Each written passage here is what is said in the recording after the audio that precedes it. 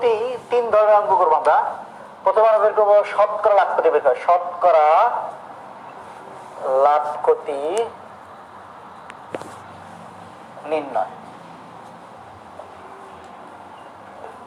শতকরা লাভ ক্ষতি নির্ণয় 1 নম্বর। শতকরা লাভ ক্ষতির ক্ষেত্রে ক্রয়ের উপরে ক্রয়ের উপরে নির্ভর করে। শতকরা লাভ ক্ষতি ক্রয় মূল্যের উপরে নির্ভর করবে, নিচে ক্রয় মূল্য থাকবে। আর অবশ্যই 100-র উপর, যেহেতু আমরা শতকরা বের করতেছি, তাহলে শতকরার উপর কি 100। তাহলে কি বের করবো? লাভ না ক্ষতি? লাভ বা ক্ষতি যাই হোক 100-র সাথে ক্রয় মূল্যের উপরে লাভ ক্ষতির সাথে 5% গুণ করে দিলে পার্সেন্টেজ বেড়ে যাবে। ঠিক আছে? তাহলে শতকরা লাভ ক্ষতি বের করার সূত্র কি?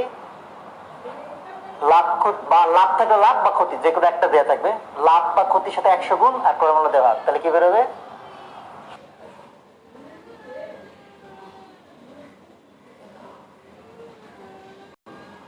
পার্সেন্টেজ, শতকরা লাভ ক্ষতি বেরোবে।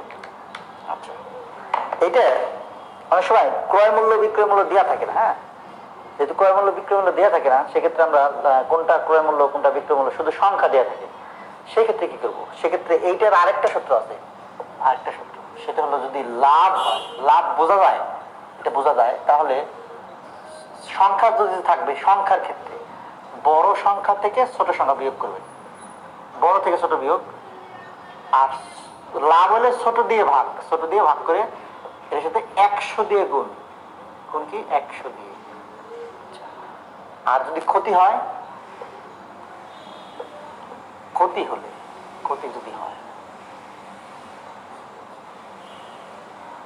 হলে কি করবেন? বড় দিয়ে ভাগ করবেন। আর এলো পার্থক্য।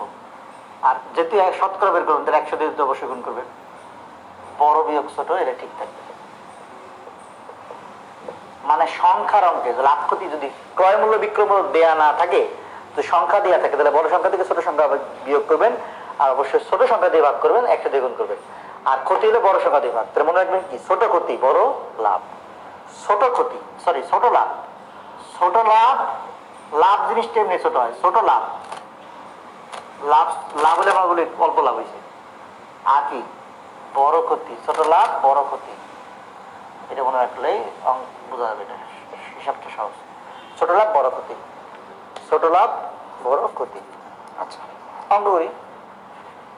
যেমন টাকায় 3টি দরে আমলকি ক্রয় করে, টাকায় 3টি দরে আমলকি ক্রয় করে টাকায় 2টি দরে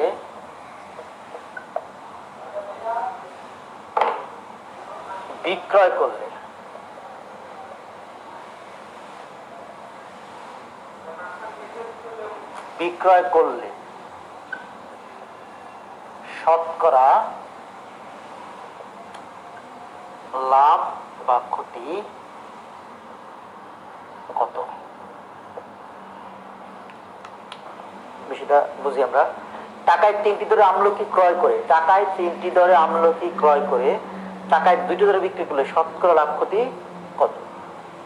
আচ্ছা, আমাদের এখানে কিন্তু ক্রয় মূল্য সরাসরি নাই। টাকায় 3টি, এই 3টি সংখ্যা, টাকায় 2টি, এটা কি সংখ্যা? তাহলে সংখ্যা থাকলে আমরা কি করবো? এই যে বড় ছোট, ছোট দিয়ে ভাগ, লাভ হলে ছোট দিয়ে ভাগ, ক্ষতি হলে বড় দিয়ে ভাগ। এটা বোঝার উপায় কি?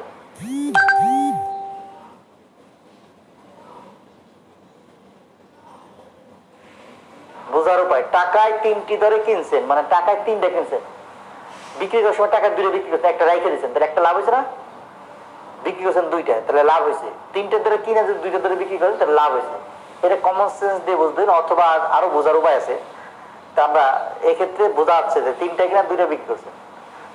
যদি 2টো কিনে 3টা বিক্রি করতেন, তাহলে একটা বেশি বিক্রি করতেন, এটা ক্ষতি হইতো।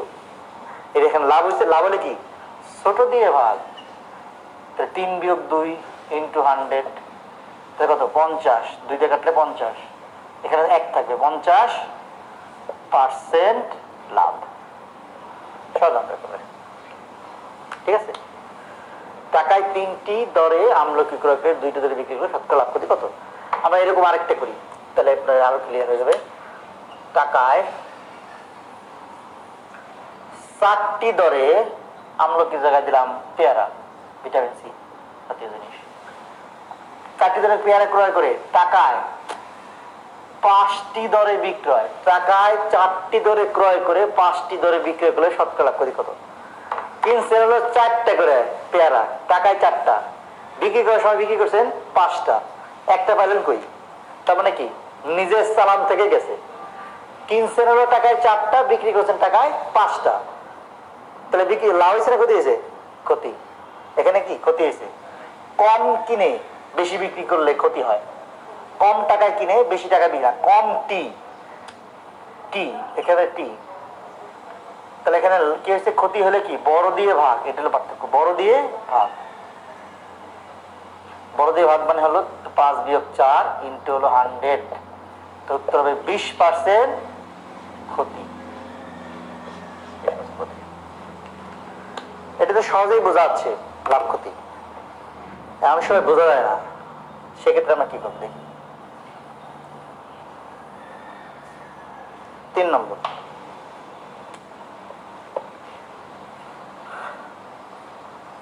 পাঁচ টাকায়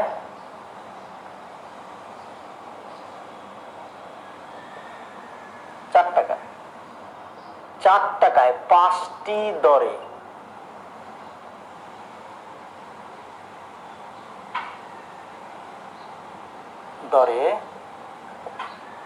লিচু 4 টাকা ক্রয় করে 5 টাকায় 4টি দরে বিক্রয় করলে শতকরা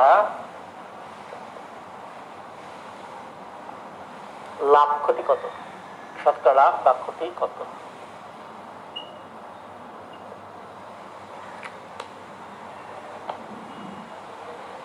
এখন আগে তো একটা সংখ্যা ছিল, 3টা কিনা 2টা বিক্রি, 2টা কিনা 3টা বিক্রি, 4টা কিনা 5টা বিক্রি।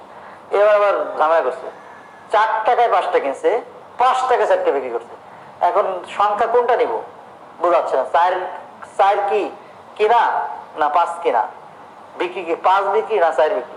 এই ক্ষেত্রে যেটা করতে হবে সেটা হলো টাকা, মনে রাখবেন টাকা হলো মেন। এখানে টাকা কত? 4, তাহলে এর ক্রয় কত? 4, উপরে থাকবে কি টাকা, টাকা বাই সংখ্যা 4 টাকা, 4 টাকায় 5টি। আর বিক্রয় কি? বিক্রয় কি করছে? 5 টাকায় 4টি। তো মনে রাখবে কি টাকার উপরে টাকা ডিভাইড বাই সংখ্যা, তাহলে পাওয়া যায় কি ক্রয় পাওয়া যায় বা বিক্রয় পাওয়া যায়। টাকা বাই সংখ্যা, টাকা বাই সংখ্যা, টাকা বাই সংখ্যা, তাহলে কি পাওয়া যায়? ক্রয় বা বিক্রয় মূল্য পাওয়া যায়। তো এখানে ক্রয় মূল্য হলো 4 টাকায় 5টি মানে 4/5, বিক্রয় মূল্য 5 টাকায় 4টি মানে 5/4। টাকা হলো কি উপরে। এখন 4/5 আর 5/4 এর মধ্যে বড় কোনটা? ক্রয় বিক্রয় বুঝলাম, তো বড় কোনটা? বড় বের করা, ছোট বড় করা, ছোট বের করার নিয়ম হলো বাম পাশের লবের সাথে ডান পাশে হর, মানে এইটার সাথে এটা বাম, এখান থেকে শুরু করি, বাম থেকে শুরু।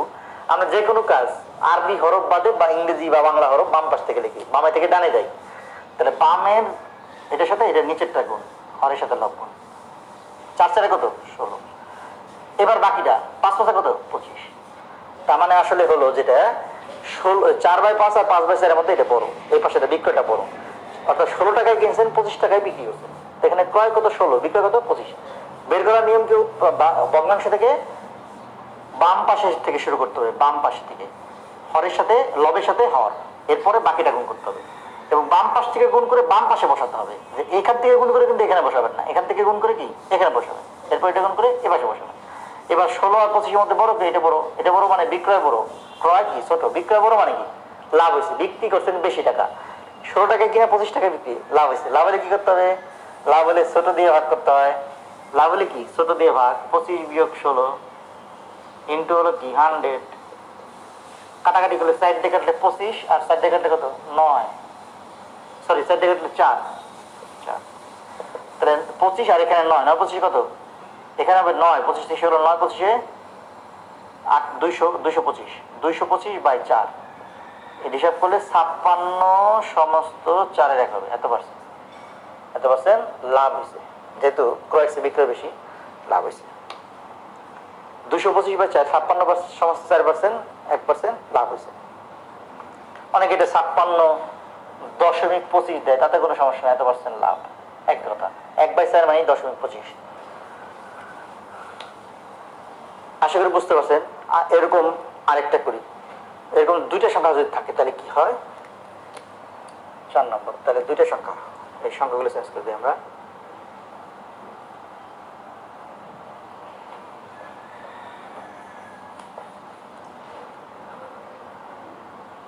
টাকায় 3টি দরে লিচু করে 3 টাকায় 2টি দরে বিক্রয়। তাহলে এখানে ক্রয় কত? 2/3, বিক্রয় কত? 3/2। তাহলে আড়াআড়ি গুণ করে 2 গুণে কত? 4, 3 × কত? 9। 4 আর 9 এর মধ্যে বড় কোনটা? বড় হলো এটা বড়, তাহলে বিক্রয় বড়। লাভ হয়েছে, লাভ হলে কি? ছোট দিয়ে ভাগ, 9 - 4 × 100। তা কত পার্সেন্ট দেখি? 4 দিয়ে 100 = 25, 9 থেকে 5 গেলে কত থাকে? 4 গেলে 5, 5 25-এ 125% লাভ হয়েছে। ওরে বাবা, মেলা লাভ। ঠিক আছে, যখন ভগ্নাংশ হবে তখন আমরা এভাবে আড়াআড়ি গুণ করবো। 2 × 4, 3 × 9। বাম পাশে আগে লিখতে হবে 2 × 4, 3 × 9। 4 হলো ক্রয়, বিক্রয় হলো 9, তাহলে লাভ হয়েছে। ঠিক আছে, তো এই 4টা যেটা করলাম সেটা হলো আমরা দেখলাম যে ক্রয় বিক্রয় দেওয়া থাকে বা সংখ্যা দেওয়া থাকে, আমরা লাভ করি। একবার কিনছি, একবার বিক্রি। প্রত্যেকবার আমরা যেটা কি করছি? কোনো জিনিস একবার কিনছি, পরে একবার বিক্রি করে দিচ্ছি, কোনো ঝামেলা নাই। আমরা যদি দুইবার দুই বাজার থেকে 2 রকম জিনিস, 2 রকম না, একই রকম জিনিস 2 দরে কিনে সব মিলে একবারে বিক্রি করে দিই, তাহলে কি হয় দেখি। 2 দর, মনে করেন 5 নম্বর, টাকায়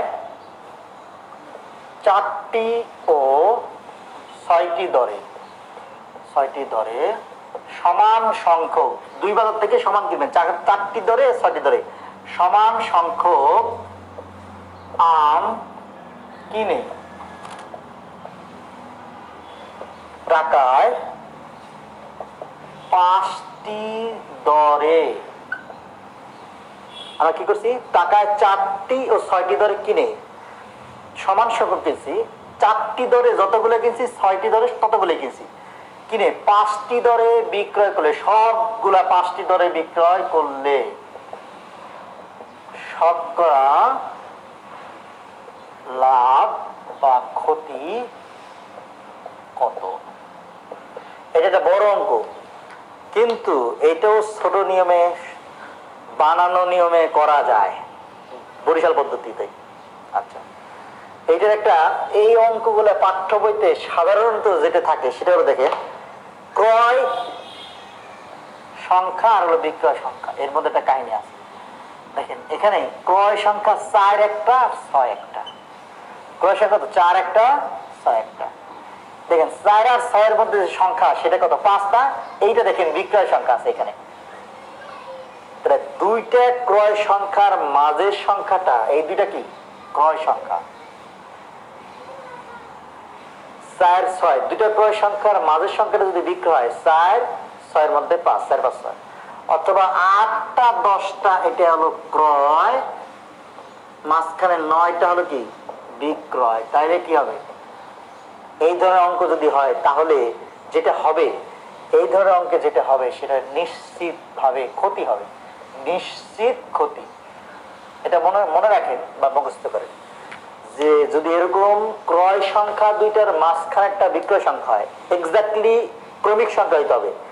ঠিক আছে, ক্রমিক সংখ্যা, গড় না, 10, 12, 15 এরকম হবে না, অবশ্যই 10, 11, 12, 4, 5, 6, 6, 7, 8, 5, 6, 7, মানে 2টা ক্রয় সংখ্যার মাঝের সংখ্যাটা বিক্রয় সংখ্যা থাকবে।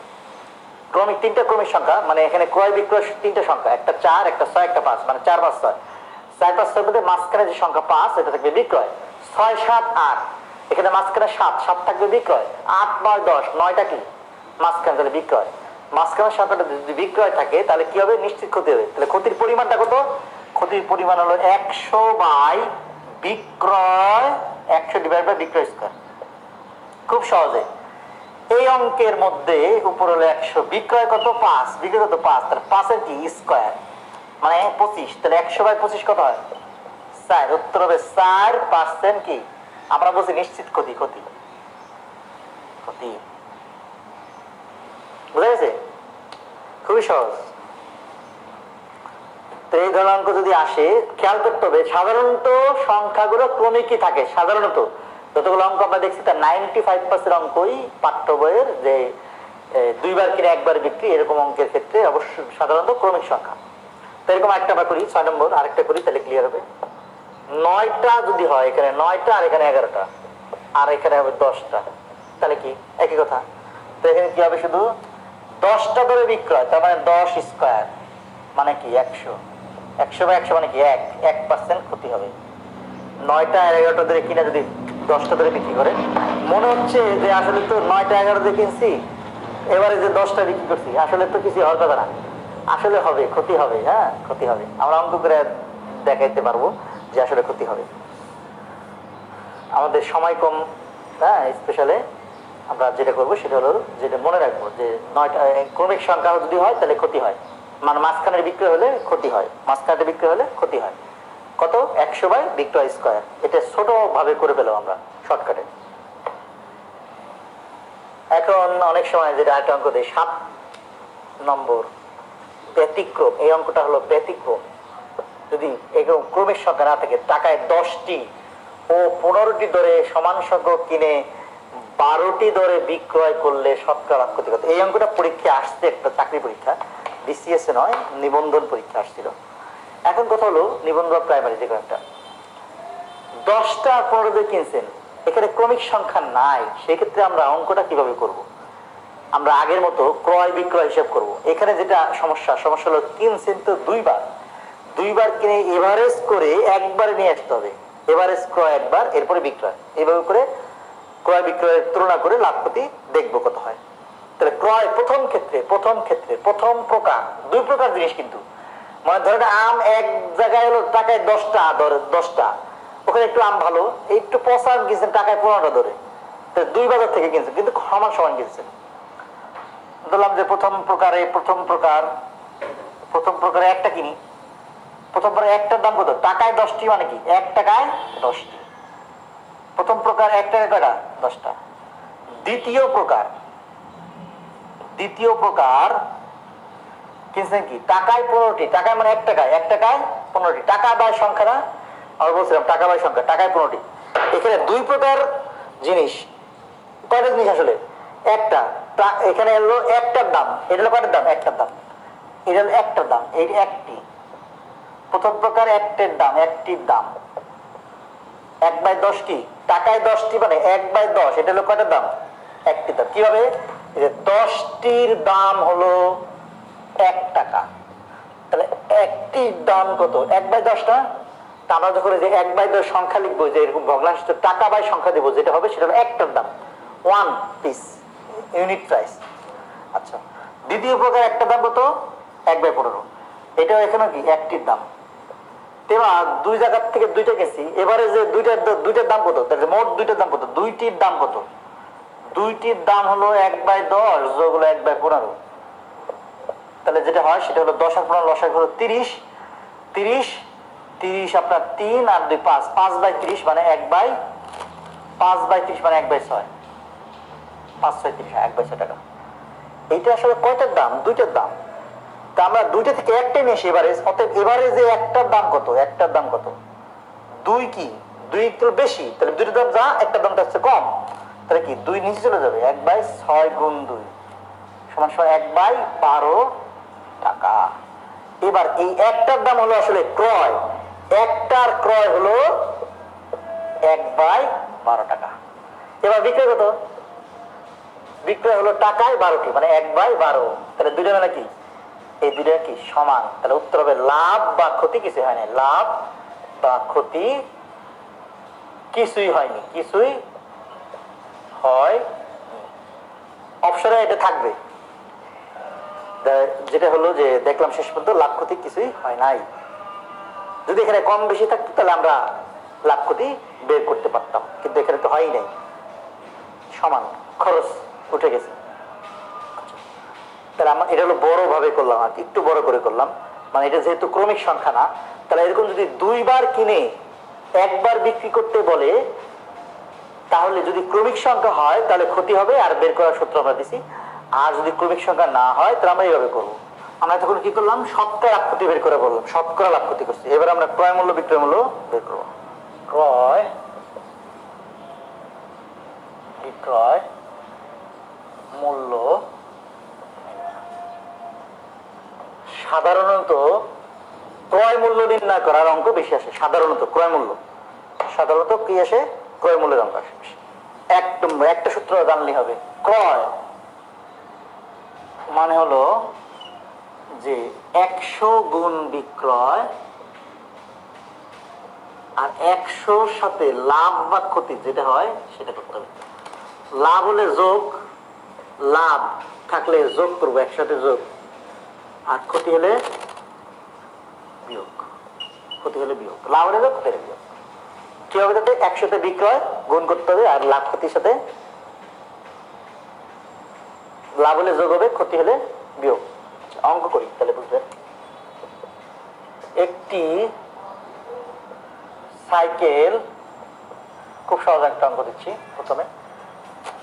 7,200 টাকায় বিক্রয় করায় 20% লাভ হলো। প্রশ্ন হলো ক্রয় মূল্য কত, ক্রয় মূল্য কত।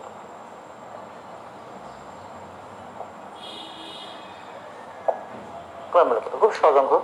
তাহলে আমাদের জানি ক্রয় মানে হলো বিক্রয় কত, বিক্রয় 100 ইন্টু বিক্রয়, 100 ইন্টু বিক্রয়, বিক্রয় কত এখানে 7,200, আর লাভ কত পার্সেন্ট, কি হয়েছে, লাভ হয়েছে, লাভ হলে যোগ, 100 যোগ হলো 20, তাহলে নিচে হলো 120, আর উপর হলো 100 গুণ 7,200, 0 0 কেটে দিলাম, 6 × 72, তাহলে 6,000 টাকা। এটা হলো উত্তর, খুব সহজ। এটা অনেকে পাটিগণিতের নিয়মে করতে চায়, করতে পারেন, যে ক্রয় বিক্রয়, আমার যাইছে কি, ক্রয় বিক্রয় 100-র সাথে 20 যোগ 120 হলে ক্রয় 100, বিক্রয় 1 হলে কত, 100/120, একই কথা হবে। বিক্রয় 7,200 হলে ক্রয় 100 ইন্টু 7,200 ডিভাইড বাই 120, এটাও 6,000 হবে। আমরা এইটুককে টার্গেট করি সূত্রটা লিখছি, বিক্রয়ের সাথে 100 গুণ, আর নিচে 100-তে যোগ, লাভ হলে যোগ, ক্ষতি হলে বিয়োগ। এটা হলো বিষয়। মনে রাখতে পারলো, না পারলে এইভাবে করতে পারেন, কোনো সমস্যা নেই। এটা তো বই আপনারা শিখছেন আগে, আশা করা যায় বিস্তারিত। এবার আমরা একটু অন্য অঙ্ক দিই। 2 নম্বর, একটি দ্রব্য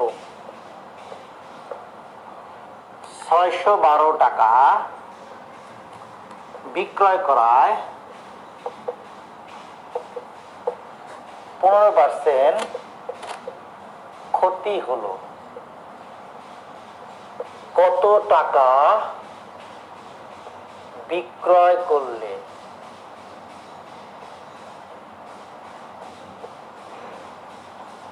কত টাকা বিক্রয় করলে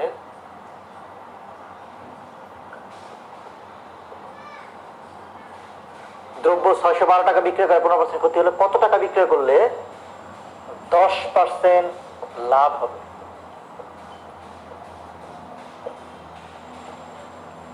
কত টাকা বিক্রি করলে 10% লাভ হবে। আচ্ছা, এখানে দুইটাই বিক্রি করেছে। 612 টাকা একবার বিক্রি করছে, বিক্রি করার ফলে যেটা হয়েছে সেটা 15% ক্ষতি হয়েছে। এবার বলছে কত টাকা বিক্রি করলে 10% লাভ হবে। এগুলো দুই ভাবে করা যায়। একটা হলো যে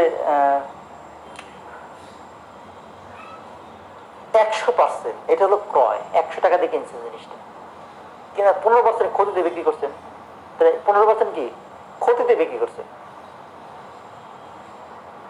ঠিক আছে। এই 15% ক্ষতি যেটা, এরপর 10% লাভে মানে 110% এটা বিক্রি করতে হবে, 110% বিক্রি করতে হবে। তাহলে 100 টাকা যে 15% ক্ষতি হয় তাহলে 85%, 85% যে দাম জিনিসটা সেটার দাম হলো 612 টাকা। খেয়াল করেন 612 টাকা। 15% ক্ষতি মানে কি 100 টাকা কমে গেছে, তো 85 এসে এই 85% জিনিসটার দাম হলো 612 টাকা। এবার 1% কত, 612 ডিভাইড বাই 85। আর বিক্রি করতে পেলে কি 10% লাভ, মানে 100 থেকে 10 বেশি মানে 110%। 110%-এর দাম তাহলে কত, 110 ইন্টু 612 নিচে হলো 85। কাটাকাটি করলে প্রথমে 5 দিয়ে 22, 5 22 110, 5 দিয়ে 17, 17 দিয়ে কাটলে 3 17 51, 6 17 102, এটা গুণ করলে যেটা হয় সেটা 36 792 টাকা, 792 টাকা। আশা করি বোঝা গেছে। 15% ক্ষতি মানে 15% ক্ষতি মানে 100 থেকে 15 কমে গেছে, তাহলে 15 কমে গেলে 85 থাকে। এই 85%-এর দাম হলো কত টাকা, 612 টাকা, 612 টাকা। তাহলে বিক্রি করছেন যেটা তার থেকে আবার মানে যেটা বিক্রি করতে হবে সেটার কত লাভ, 10% কি লাভ করতে হবে, তাহলে 110% লাভ বিক্রি করতে হবে, 110%-এ বিক্রি করতে হবে। তাহলে আপনার সেটার লাভ বিক্রয় মূল্যটা কত এটা চাইছে। আচ্ছা,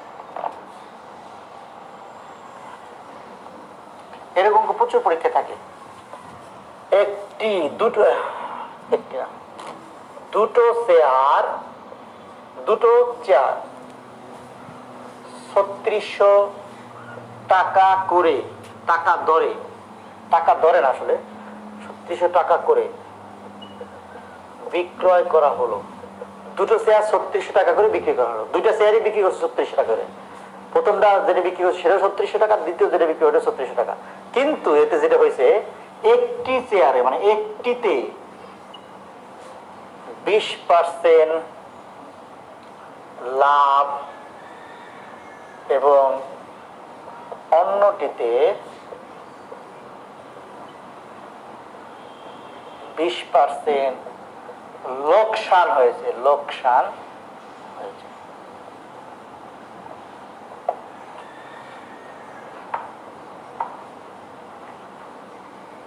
প্রশ্ন হলো সব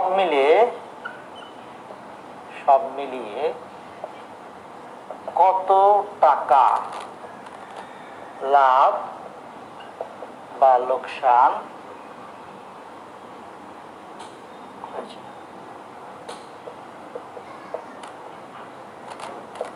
সব মিলে এখন বলতে লাভ লোকসান অঙ্ক আমরা ক্রয় মূল্য বিক্রয় মূল্যের মধ্যে করবো কেন, আগেই তো করা যেত। আসলে লাভ লোকসানে এটা শতকরা লাভ লোকসান না, আগেরটা বলছে কত পার্সেন্ট লাভ কত পার্সেন্ট ক্ষতি, এখানে কত টাকা লাভ। এই টাকা লাভ লোকসান যখন, তখন আমাদের ক্রয় মূল্য বিক্রয় মূল্যর হিসাব লাগবে। ক্রয় মূল্য বিক্রয় মূল্য, ক্রয় মূল্যের চেয়ে বিক্রয় মূল্য বেশি তাহলে লাভ, ক্রয় মূল্যের চেয়ে বিক্রয় মূল্যে কম তাহলে ক্ষতি। তো আমাদের এখানে দুটো শেয়ার বিক্রয় মূল্য দিয়ে আছে, কি দিয়ে আছে, বিক্রয়, দুইটা শেয়ারে বিক্রয় সেলস দিয়ে আছে, সেলিং প্রাইস। কিন্তু একটা চেয়ারের ক্রয় মূল্য দেয়া নাই, যেই কারণেই একটাতে যে দুটো যে 3600 টাকা বিক্রি করছেন, দুটো শেয়ারই 3600 টাকা বিক্রি করছেন, একটাতে লাভ হয়েছে তার মানে ওইটার কম দামে কেনা ছিল 3600, আরেকটাতে 20% লোকসান হয়েছে তার মানে কি এটা বেশি দামে কেনা ছিল। এখন আমাদের দুইটারই কি বের করতে হবে, ক্রয় মূল্য বের করতে হবে। এরপরে ক্রয় মূল্য বিক্রয় মূল্য, দুইটা ক্রয় মূল্য দুইটা যোগ বিয়োগ করে তুলনা করে লাভ লোকসান বের করতে হবে। প্রথমে কি করবেন, যেটা লাভ, এই যে লাভে 20% লাভে যেটা, এইটার কি বের করতে হবে, ক্রয়। ক্রয় মানে কি, বিক্রয় 100 গুণ হলো বিক্রয় হলো 3600, নিচে হলো 100, লাভ হলে যোগ তাহলে 120, হিসাব করলে 3000 আছে। আচ্ছা, আর 20% লোকসানে ক্রয় কত, 100 গুণ বিক্রয় তো 36 কি, লোকসানে কি 20%, তাহলে 100 থেকে 20 গেলে 80 থাকে, এটা হিসাব করলে 4500 টাকা হবে। তাহলে একটার ক্রয় হলো 3000, আরেকটা ক্রয় হলো 4500, তাহলে মোট ক্রয় কত, মোট ক্রয় হলো 3000 যোগ 4500 সমান সমান হলো 7500, আর মোট বিক্রয় হলো 3600, দুইটাই 3600 বিক্রয় করছেন। 7200 36 72 যদি হয় তাহলে ক্রয়ের চেয়ে বিক্রয় কি কম না? তাহলে লোকসান হয়েছে, লোকসান। শেষ পর্যন্ত লোকসান হয়েছে কত টাকা? 300 টাকা। 300 টাকা কি হয়েছে? শেষ পর্যন্ত 300 টাকা লোকসান হয়েছে। বোঝা গেছে? যেহেতু আমাদের এখানে ক্রয় মূল্য দেওয়া ছিল না, আমরা কি করছি? দুটো চেয়ারে ক্রয় মূল্য বের করছি। লাভে ক্রয় কত আর লোকসান যেটা ওটা ক্রয় কত, লাভ হয়েছে যেটা ওটা ক্রয় কত আর লোকসান যেটা ওটা ক্রয় কত। দুইটা ক্রয় মূল্য মিলে 7500 টাকা দুটো চেয়ারের, আর দুটো বিক্রয় মূল্য তো একই, দুটো একই বিক্রয় মূল্য 3600 7200, এভাবে লোকসান হয়েছে 300 টাকা। আচ্ছা, আশা করি বোঝা গেছে। একটি দ্রব্য 36 টাকায় বিক্রয় করায় যত ক্ষতি হয় 72 টাকায় বিক্রয়, 72 টাকায় বিক্রয় করায় তার দ্বিগুণ লাভ হয়। ক্রয় মূল্য কত? ক্রয় মূল্য কত? এখানে ক্রয় মূল্য চাইছে কিন্তু কোনো বিক্রয় মূল্য বা পার্সেন্ট লাভ এত কিছু দেয় নাই। দুটাই কি দিয়ে আছে? বিক্রয় মূল্য দিয়ে আছে। 36 টাকা বিক্রি করায় যত ক্ষতি হয় 72 টাকা বিক্রি করায় তার দ্বিগুণ লাভ হয়। ক্রয় মূল্য কত? এই ধরনের অঙ্ক ধরে করা বেটার, ধরেই করতে হবে। কি 3 ভাবে করা যায় অঙ্কটা। আমি 3 ভাবে করে দিলে আপনাদের সময় লাগবে, আমি 1 ভাবে করে দিই, যেটা যেভাবে সহজ হয়। ক্রয় মূল্য চাইছে, আমরা ধরে ফেলবো ক্রয় মূল্য। তার আগে যে বেসিকটা জানতে হবে যে আমরা জানি লাভ মানে কি। লাভ মানে হলো বিক্রয় থেকে ক্রয় বাদ দিলে যেটা থাকে এটা হলো লাভ। লাভ মানে বিক্রয় বড় হবে, ক্রয় ছোট হবে। তা বিক্রয় থেকে ক্রয় বাদ দিলে যেটা অতিরিক্ত লাভ। আর ক্ষতি মানে কি? ক্ষতি মানে হলো যা কিনছেন তার চেয়ে বেশি বিক্রি করছেন, কম বিক্রি করছেন। তাহলে এখানে ক্রয়টা বড়, ক্রয় বড় কিন্তু বিক্রয় ছোট। ক্রয় বিক্রয়ের পার্থক্যই হলো লাভ বা ক্ষতি। এখানে ক্রয় থেকে বিক্রয় বাদ দিলে যেটা পাবে ওটাই হলো ক্ষতি। আমাদের এখানে চাইছি কি? ক্রয় মূল্য। ধরি ধরি ধরি ক্রয় মূল্য, ক্রয় মূল্য কত? এক্স টাকা। এক্স টাকা আমাদের ক্রয় মূল্য চাইছে, এটা বের করবো। ক্রয় মূল্য এক্স টাকা। এখন যেটা আছে সেটা হলো যে 36 টাকা যখন বিক্রি করছে তখন কি হয়েছে? ক্ষতি হয়েছে। আর 72 টাকা যখন বিক্রি হয়েছে তখন কি হয়েছে? লাভ হয়েছে। তা আমাদের ক্ষতি মানে কি? আমরা জানি কি ক্ষতি মানে কি? ক্ষতি মানে হলো ক্রয়, ক্রয় কত? এক্স মাইনাস বিক্রয় কত? বিক্রয় হলো 36। ক্ষতি কখন হয়েছে? যখন 36 টাকা। ক্রয় মাইনাস বিক্রয় এত টাকা, 36 টাকা, এত টাকা, এত টাকা হলো ক্ষতি হয়েছে। আর 72 টাকা যখন বিক্রি করছে তখন কি হয়েছে? লাভ হয়েছে। লাভ মানে কি? লাভ মানে হলো বিক্রয় মূল্য মাইনাস ক্রয় মূল্য। শর্ত যেটা দিছে সেটা হলো যা ক্ষতি, এই যে তার দ্বিগুণ লাভ।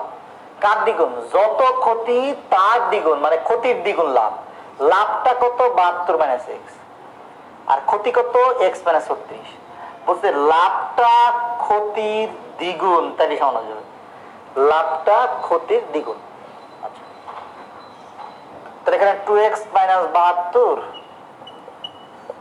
72 মাইনাস এক্স, তাহলে এক্স এর পাশে 3x is equal to 144। X হলো 48। হ্যাঁ, তো এখানে উত্তর হলো 48।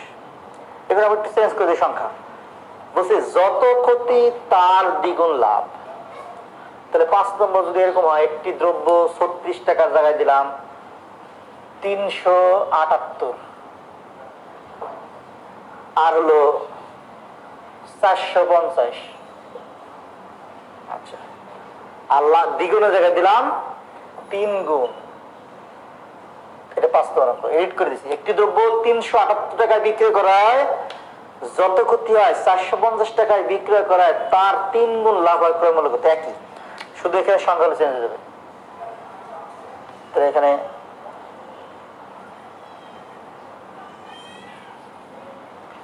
ক্ষতি মানে হলো ক্রয় মাইনাস বিক্রয় হলো 378, আর লাভ মানে বিক্রয় মাইনাস ক্রয়। আর এখানে 378, 450 এটা হলো কত 3 গুণ, তাহলে 3x মাইনাস 3 8 24 4 সাথে 2 3 7 21 আর 2 23 এর 3 7 21 আর 2 23 23 এর 3 3 3 9 আর 2 11 সমান 450 মাইনাস x। এই x এর পাশে আসলে 4x হয়ে গেল, আর এটা যোগ করলে পাশে যেটা যোগ করলো 11 আর 4 1500 আর 34 84 x দিয়ে এটা কাটাকাটি করলে 4 4 16 সরি 4 4 16 তো না 3 বার 3 থাকে 38 4 9 36 2 থাকে 24 4 24 390 x এর মান 396 টাকা। আচ্ছা, তো এখানে সহজভাবে বোঝা যাচ্ছে যে যত ক্ষতি তার 3 গুণ লাভ, ক্ষতি 3 গুণ লাভ, ক্ষতি 3 গুণ লাভ, সহজে বোঝা গেছে।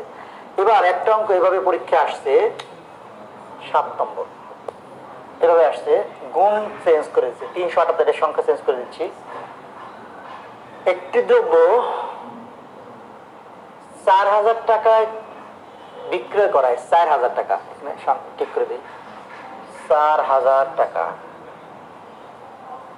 বিক্রয় করা যত ক্ষতি হয়, এটা 5000 টাকায় বিক্রয় করায় তার 66 সমস্ত 3/2% লাভ হয়। কি বিষয়টা? 4000 টাকায় বিক্রি করায় যত ক্ষতি হয় 5000 টাকায় বিক্রি করে তার মানে যত ক্ষতি তার 66 সমস্ত 3/2% লাভ হয়। পার্থক্য হলো 3 গুণ 2 গুণের জায়গায় 5% দিছে, এটি পার্থক্য, আর কোনো পার্থক্য নাই। তা আমরা যদি ক্রয় ধরি, ক্রয় পদ ধরবো x টাকা x, তাহলে ক্ষতি কত? ক্ষতি হলো ক্রয় মাইনাস বিক্রয়, আর লাভ হলো বিক্রয় কত 5000, বিক্রয় মাইনাস ক্রয়। তা আমাদের শর্ত অনুযায়ী যে এটা হলো বিক্রয় আর এটা হলো ক্রয়। আমাদের এখানে কি দিছে? আগে গুণ ছিল, এটা গুণের জায়গায় পার্সেন্ট দিছে, সমস্যা নাই। কত পার্সেন্ট? 66 সমস্ত 3/2%, এই পার্সেন্টের জায়গায় দিবেন, ঠিক আছে? গুণের জায়গায় এটা দিবেন, কোনো সমস্যা নাই। এটা হিসাব করেন তো, 66 সমস্ত 3/2%, এটার মানে কি? এটার মানে হলো 66 সমস্ত 3/2%-এর মানে হলো, এটা হিসাব করেন তো 3 66-তে 117/2/3, আর এই পার্সেন্ট মানে আবার 1/100, তার মানে যেটা দাঁড়াচ্ছে 0 0 যদি কেটে দিই তাহলে 2/3 দাঁড়াচ্ছে, 2/3। এই 66 সমস্ত 3/2% মান হলো 2/3, তাহলে 2/3 মানে উপর হলো 2 আর নিচে কত 3, 5000 মাইনাস x। দেখেন এখন সরল হয়ে গেছে, তাহলে আর যদি গুণ করি তাহলে 2x মাইনাস হলো 8000, 4 × 8000, আর 15000 মাইনাস হলো কি 3x। x এর পাশে নিয়ে আসেন, তাহলে কত 5x, আর 8 এর পাশে যোগ হলে 23000, তাহলে x এর মান আসে 4600। তাহলে আমরা একই রকম 3টা অঙ্ক করলাম, কারণ এইটা পরীক্ষা আসছে। আগের দুটো বুঝতে এটা সহজ হবে, এটা অনেক পার্সেন্টেজ দেখে ঘাবড়ে যায়, 5 গুণ 6 গুণ হলে সহজ হয়, কিন্তু এত পার্সেন্ট লাভ হয়, কোনো সমস্যা নেই। পার্সেন্ট যেটা আছে পার্সেন্ট সহ দিবেন, এইটা সহ দিতে হবে, হ্যাঁ। 66 সমস্ত 3/2 দিলে হবে না, পার্সেন্ট সহ দিতে হবে, তাহলে অঙ্কটা হবে। এবার আমরা যেটা করবো সেটা হলো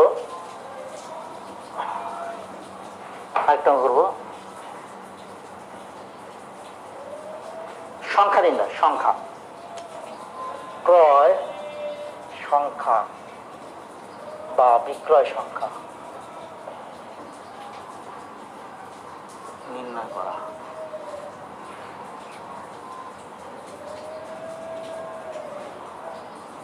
সংখ্যার অঙ্কের জন্য সূত্র আছে, সংখ্যার অঙ্কের জন্য সূত্র 1 নম্বর, সংখ্যা নির্ণয় সংখ্যা, নির্ণয়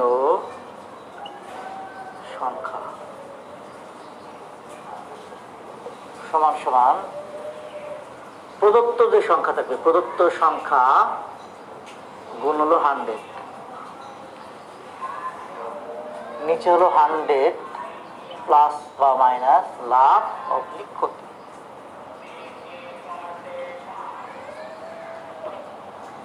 সাধারণত এই একটা সংখ্যা দেয়া থাকবে আর একটা সংখ্যা চাবে, এটা দেয়া থাকবে, এখানে একটা লাভ বা ক্ষতি যে কোনো একটা থাকবে, তাহলে একটা থাকবে, 80% থাকবে, থাকলে এটা এই সূত্র।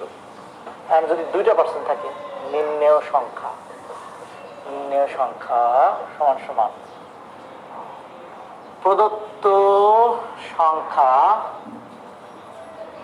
ইন্টু 100 মাইনাস ক্ষতি, আর 100 প্লাস লাভ।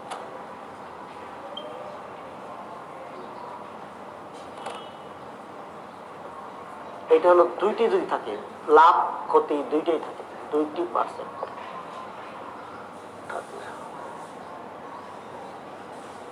এটা অঙ্ক বলে বোঝা যাবে, 2 নামে 2টা করে দিই, তাহলে হয়ে যাবে। অঙ্ক 1, টাকায়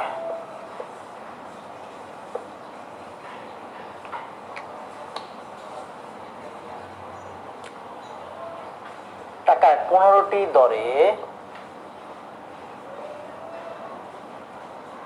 লিচু ক্রয় করে টাকায় কয়টি দরে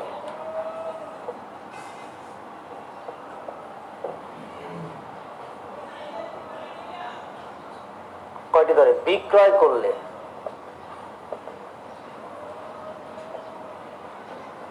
25% লাভ হবে?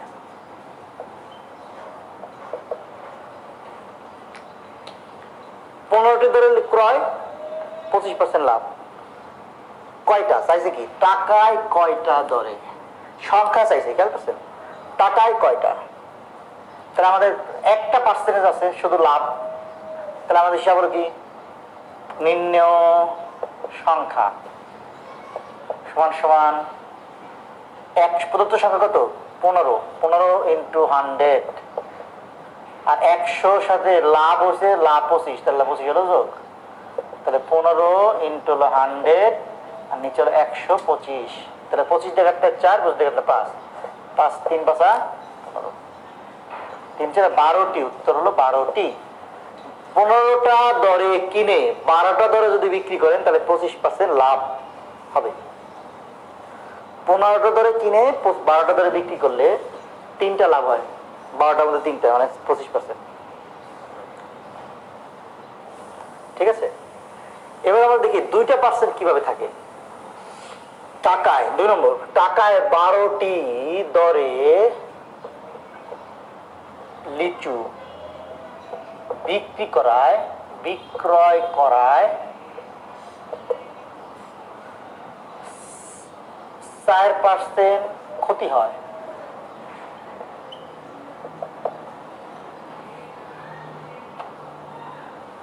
টাকায়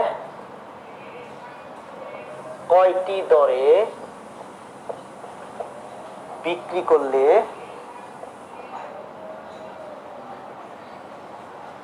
44% লাভ হবে? মেলা লাভ করতে হবে, লাভ হবে।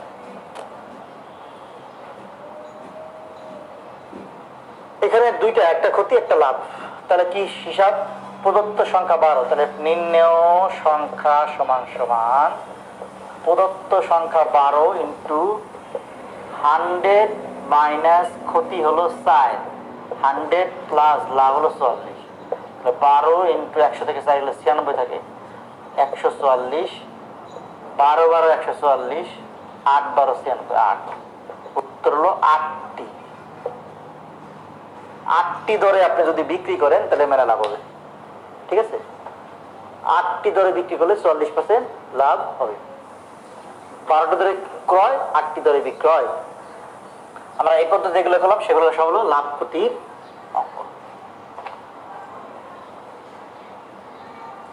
এখন লাভ ক্ষতির আর একটা অঙ্ক করবো, একটা নিয়ম, ওটা নিয়ম মানে ক্রয় মূল্য, ক্রয় সংখ্যা, বিক্রয় সংখ্যা বের করা না, এই নিয়ম বর্তমান যে নিয়ম বলবো এটা এক্সট্রা মনে করেন, লাভ ক্ষতির এক্সট্রা অঙ্ক, এক্সট্রা, এটা পুরো ইম্পর্টেন্ট। এটা হলো প্রথম মূল্য, প্রথম বা শেষ মূল্য নির্ণয় করা। বা ক্রয় মূল্য বিক্রয় মূল্য যেটি হয় প্রথম বা শেষ মূল্য নির্ণয় করা। যেমন একটা অঙ্ক, একটি দ্রব্য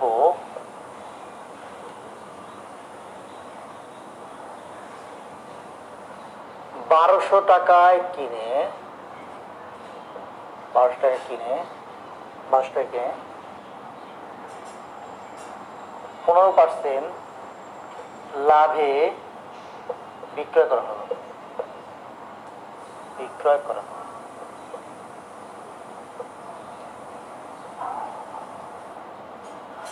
পরবর্তীতে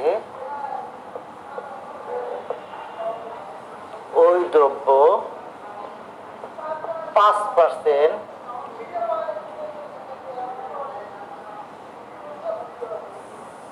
ক্ষতিতে বিক্রয় করা হলো। প্রশ্ন হলো শেষ মূল্য কত, শেষ বিক্রয় মূল্য কত, শেষ মূল্যটা কত। এখানে একটা জিনিস 1200 কিনে দুইবার বিক্রি করছেন, একবার 5% লাভে, একবার 5% ক্ষতিতে। প্রশ্নটা হলো কি শেষ মূল্যটা কত। এটা খুব সহজে করা যায়। পদ্ধতি হলো এটা সে আগে যদি চায় আগে, পরে যদি চায় পরে, পরের মূল্য পরে চাইলে পরের সাথে রে আছে, পরে চাইলে হরে 100, এই যে রে মিল আছে, পরে চাইলে হরে 100 আর আগে চাইলে লবে 100। এটা আমাদের সুদ কষার অঙ্ক হয়ে যাবে চক্রবৃদ্ধির এই নিয়মে। পরে চাইলে কি হরে 100 আর আগে চাইলে লবে 100। সুদ কষার চক্রবৃদ্ধির অঙ্ক এটা হয়ে যাবে এই সূত্র দিয়ে। এই পরে চাইলে হরে 100 আর আগে চাইলে লবে 100। এখানে কি পরে চাইছে না, শেষ মূল্যটা কত, শেষ মূল্যটা কত। আচ্ছা, এখন দেখেন তা আমাদের যেটা নিয়ম সেটা হলো প্রথমে যেটা মূল্য থাকবে এটা লিখবেন 1200। এবার চাইছে কি পরে না শেষ, শেষ মানে পরে। কয়বার বিক্রি হয়েছে, 2 বার, তাহলে 2 বার হরে 100 দিবেন, 2 বার হরে 100। যতবার ক্রয় বিক্রয় পারচেজ করা হবে ততবার পরে চাইলে হরে 100, আগে চাইলে লবে 100, ততবার দিতে হবে নাকি। প্রথমবার 100 টাকার জিনিস বিক্রি করছে 115 টাকা, পরের বার 100 টাকার জিনিস বিক্রি করছে 5 টাকা 5 ক্ষতি মানে 95 টাকা। এই হিসাব করলে অঙ্কটা উত্তর হয়ে যাবে।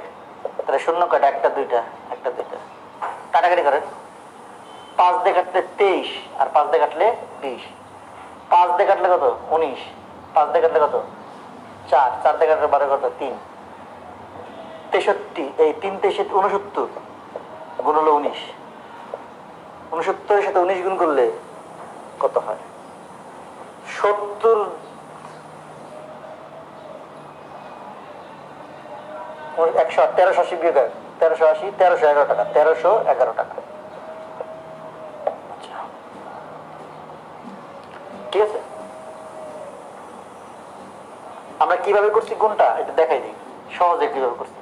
69 এর সাথে 20 গুণ না করে 20 গুণ 1, তো 69 দেখুন কত 138, 1380 বিয়োগ 69, তাহলে আমাদের 1311 টাকা। 1311 আমি এটার সাথে গুণই করে নিই। 20 বিয়োগে 19 মানে কি 20 বিয়োগে না, তো 20 দিয়ে গুণ কত সহজ, 2 দিয়ে গুণ করছি, এভাবে করা যায়। আপনি যেভাবে করেন 1311 টাকা করতে রাখি। এই অঙ্কটা যদি আরেকভাবে দেই, যদি আগে চাই তাহলে কি করব,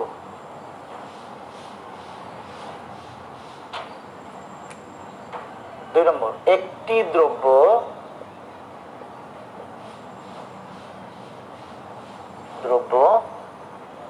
কিছু টাকায় কিনে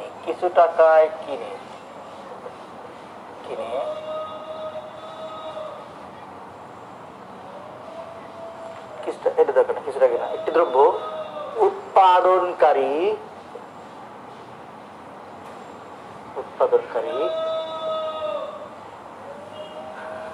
এবং খুচরা প্রত্যেকেই 20% লাভ করে।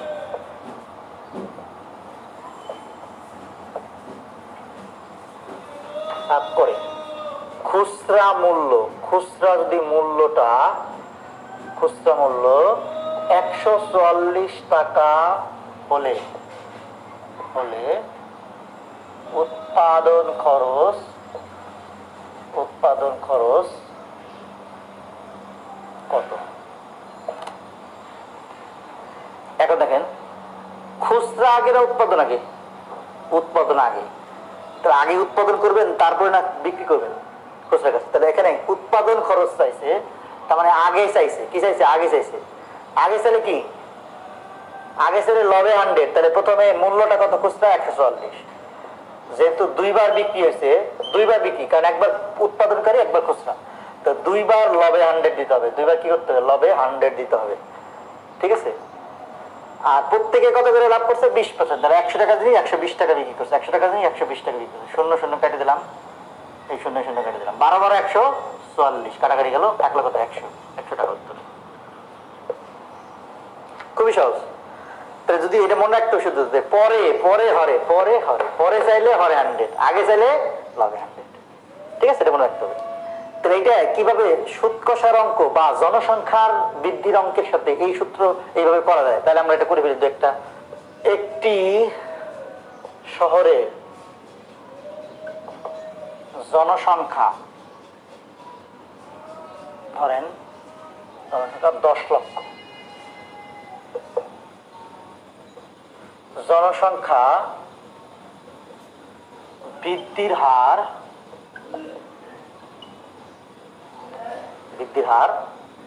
5%।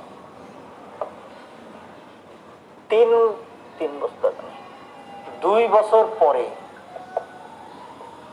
জনসংখ্যা কত হবে? আমার যদি বলে 2 বছর আগে কত ছিল, 2 বছর আগে কত ছিল? আমাদের এখানে দুইটা চাইছে, এটা হলো পরে চাইছে, এটা আগে চাইছে। তাহলে পরে চাইলে কিন্তু পরে চাইছে, যেটা পরে 2 বছর পরে কত হবে? প্রথমে 10 লক্ষ, মানে 10 লক্ষ মানে একের পরে 6টা শূন্য, 5টা 6টা, 10 লক্ষ ইন্টু কয় বছর? 2 বছর। তাহলে 2 বার পরে চাইলে হরে 100, 2 বার হরে 100। বৃদ্ধির হার কত? 5%, মানে 105 হচ্ছে 2 বারই 105। তো যেটা উত্তর হবে সেটা সংখ্যা হিসাব করে যেটা হয়। আর 2 বছর যদি আগে চায়, আগে চাইলে কি হবে? আগে চাইলে 10 লক্ষ লবে 100, 100/105, 100/105 হিসাব করে যেটা হয়।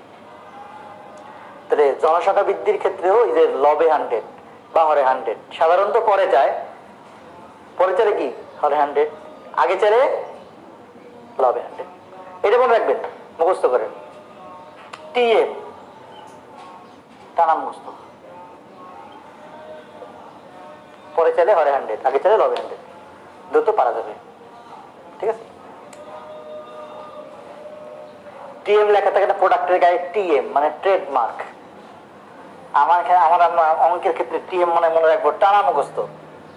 বীজগণিতে অনেক সূত্র এটা মুখস্থ করতে হবে, তাহলে সুবিধা হবে। এটা চক্রবৃদ্ধির ক্ষেত্রে ওইটা হবে একই।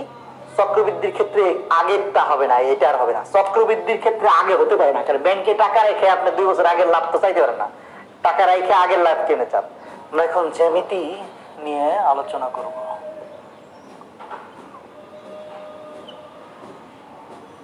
জ্যামিতির অধ্যায় হলো রেখা, কোণ ও ত্রিভুজ, চতুর্ভুজ বিষয়ক, বৃত্ত, এটা হলো ঘন জ্যামিতি। এগুলো আলোচনা বিষয়। রেখা ইংরেজি বলে লাইন। রেখাংশ লাইন, সেগমেন্ট, রেখাংশ আর একটা রশ্মি, রে। এগুলো কি? লাইন রেখা হলো যার প্রান্ত বিন্দু নাই।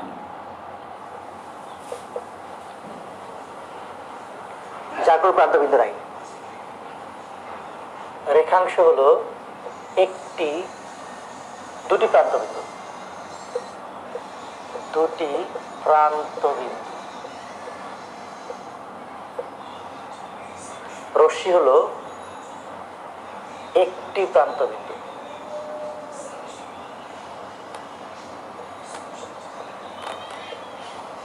আমরা চিত্রের সাথে বুঝি, রেখা হলো শেষ নাই, এইদিকেও শেষ নাই, এইদিকেও শেষ নাই। দুটি রশ্মি হলো এইদিকেও শেষ, এইদিকেও শেষ, দুই দিকে প্রান্ত। আর রশ্মি হলো প্রান্ত শুরু, এদিকে শেষ নাই। তাহলে আমরা রেখা বুঝলাম কি, কোনো প্রান্ত নাই।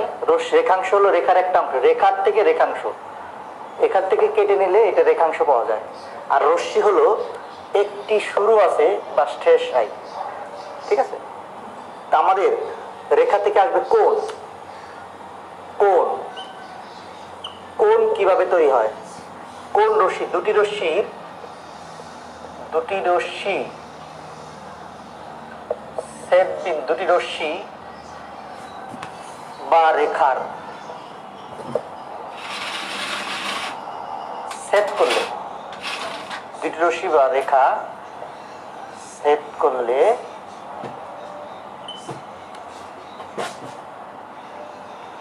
ছেদ বিন্দুতে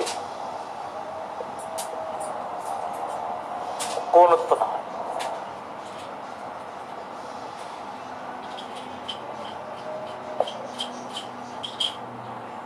এটা একটা রেখা বা রশ্মি, মানে রশ্মি দিয়ে সাধারণত পড়ুন, এদিকে এটা রশ্মি, এই যে এখানে ছেদ করছে, এখানে কোণ তৈরি হয়েছে, বা এখানে এগুলো কোণ তৈরি হয়েছে, এগুলোকে কোণ বলা হয়। কোণ কোণ তাহলে কিভাবে তৈরি হয়? দুটি রশ্মির ছেদ বিন্দু, এদিকে একটা রশ্মি গেছে, এদিকে একটা রশ্মি গেছে, এদিকে আরো আছে। যদি আমরা একটা প্রান্ত নেই, যে এখানে থেকে শুরু হয়েছে, তাহলে এটা কোণ তৈরি হলো। এখন এই কোণ দুই প্রকার। কোণ হলো দুই প্রকার। এক, জ্যামিতিক কোণ।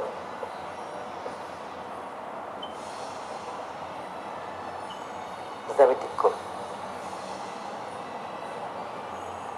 আর হলো ত্রিকোণমিতিক কোণ। ত্রিকোণমিতিক কোণ।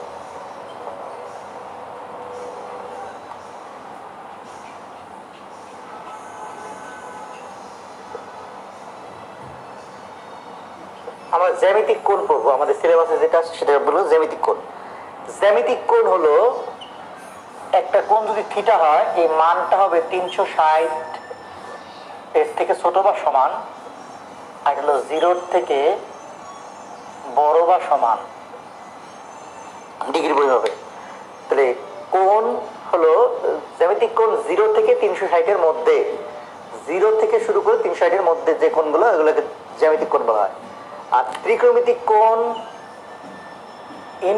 মাইনাস ইনফিনিটি থেকে, থিটার মান যদি মাইনাস ইনফিনিটি থেকে প্লাস ইনফিনিটি পর্যন্ত হয়, দেখুন সীমা নাই আর কি, ত্রিকোণমিতিক কোনো সীমা নাই। তারপরে ত্রিকোণমিতিক কোণ মাইনাস দিকেও যেতে পারে, প্লাসের দিকেও যেতে পারে। তাহলে ত্রিকোণমিতিক কোণ আসলে দুই প্রকার। একটা হলো ধনাত্মক কোণ, এদিকে নিলে আমরা ঋণাত্মক কোণ, আর এটা হলো ধনাত্মক কোণ। ধনাত্মক কোণ, ঋণাত্মক আর ধনাত্মক। এই ঋণাত্মক আর ধনাত্মক কি, যদি আমাদের জ্যামিতিক কোণ আলোচনা করে তারপরে বুঝে নেই ঋণাত্মক আর ধনাত্মক কোণ কিভাবে হয়। এইটা দুইটা রশ্মি বা রেখার আবর্তনের ফলে, মনে হয় এটা একটা রশ্মি, এটা আরেকটা রশ্মি, এই যে যদি এই দিকে আবর্তন, এই রশ্মিটা এই রশ্মিকে যদি এইভাবে আবর্তন করে, অর্থাৎ এন্টি ক্লোক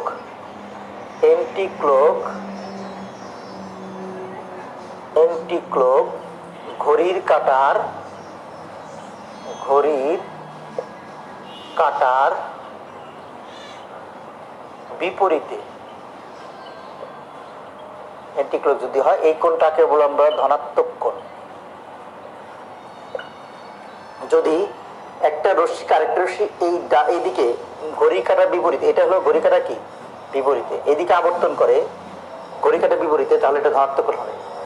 আর যদি এই রশ্মিটাকে এই রশ্মি এইদিকে ঘড়ি কাটার দিকে ক্লোক ওয়াইজ, ক্লোক সিএলওসি কে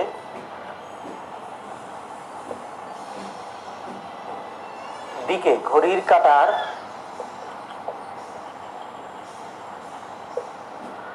দিকে হয়, তাহলে এই কোণটা হলো, এটা হলো ঋণাত্মক কোণ, ঋণাত্মক। এটা আমাদের উচ্চতর গণিতে লাগে, স্থানাঙ্ক জ্যামিতি করার সময় ঘড়ি কাটার দিকে না বিপরীতে আবর্তিত হয়েছে, আমাদের জানার দরকার নেই। আমরা জানবো যে কোণ হলো দুই প্রকার, জ্যামিতিক কোণ আর ত্রিকোণমিতিক কোণ। জ্যামিতিক কোণ হলো 360 এর মধ্যে থাকবে, রেঞ্জ 0 থেকে 360 এর মধ্যে। আর ত্রিকোণমিতিক কোণের সীমা নাই, একেবারে প্লাস ইনফিনিটি পর্যন্ত মাইনাস ইনফিনিটি পর্যন্ত যে কোনো কোণই ত্রিকোণমিতিক কোণ হতে পারে, ঠিক আছে। আর ত্রিকোণ দুই প্রকার, ঋণাত্মক এবং ধনাত্মক। ধনাত্মক হলো কোনগুলো, যেগুলো ক্লোক এন্টি ক্লোক ঘুরে, এন্টি ক্লোক আবর্তন করে। আর এই ক্লোক যদি আবর্তন করে তাহলে ঋণাত্মক কোণ হবে। উল্টা মনে রাখবেন যে ক্লোক যদি হয় ঘড়ি কাটার দিকে হলে ঋণাত্মক, বিপরীতে হলে ধনাত্মক। আর জ্যামিতিক কোণের বিভিন্ন প্রকার আছে। আমরা কোণ তো আমরা পরীক্ষায় কোণ থেকে কম আসে, ত্রিভুজ থেকে বেশি আসে। তো আমরা জানবো কি কি কোণ, জ্যামিতিক কোণ আমাদের আলোচনা মানে শেখা উচিত। সেটা হলো এক, সমকোণ, সমকোণ,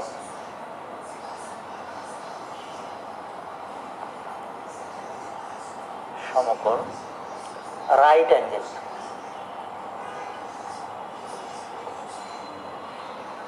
সূক্ষ্ম কোণ,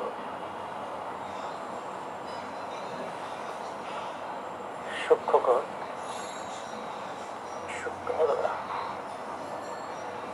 সূক্ষ্ম কোণ, অ্যাকিউট অ্যাঙ্গেল,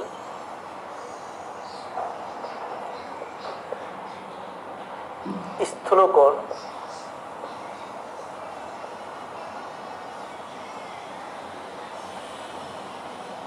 অবটিউজ অ্যাঙ্গেল।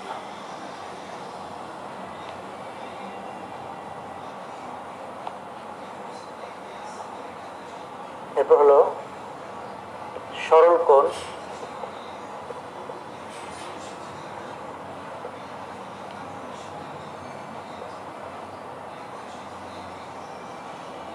স্ট্রেইট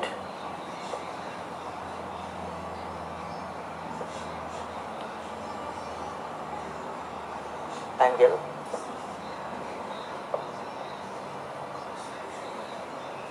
এরপর হলো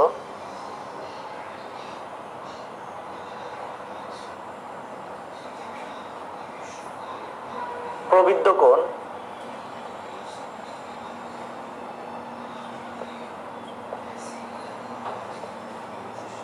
ইংরেজিতে বলে reflex, reflex angle.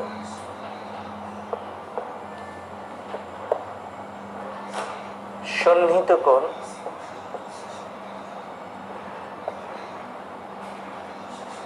Adjacent angle. পূরক কোণ,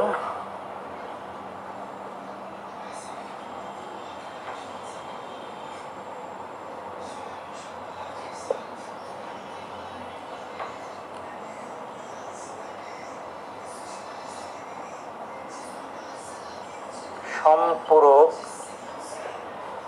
কোণ,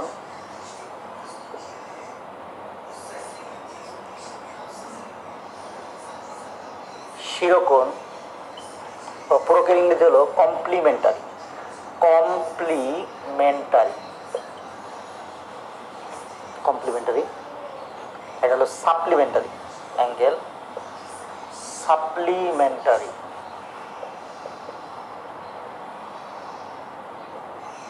শিরোকোণ, শিরোকোণ, এটাকে আর কি শীর্ষকোণ বলা হয়, শীর্ষকোণ। ইংরেজিতে বলে vertex angle, vertex angle.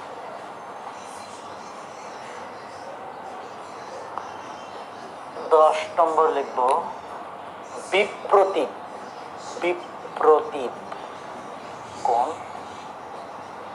Vertically, vertically opposite, opposite angle. একান্তর, একান্তর কোণ অল্টারনেটিভ,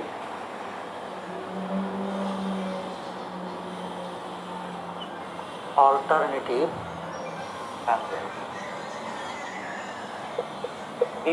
একান্তর অনুরূপ, অনুরূপ কোণ হলো করেসপন্ডিং,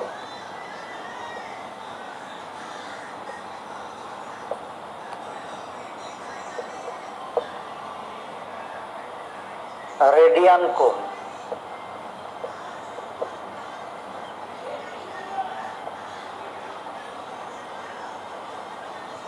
রেডিয়ান।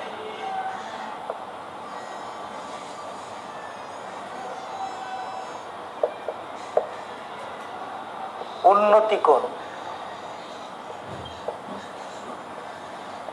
আপ হাইট,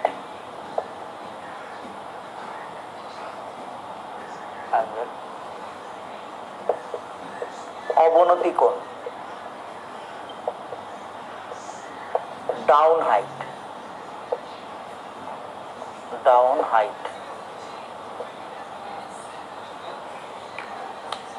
আচ্ছা, এই যে 15টা কোণ, এই কোণগুলাই সাধারণত আলোচনা করা যায়। আলোচনা বলতে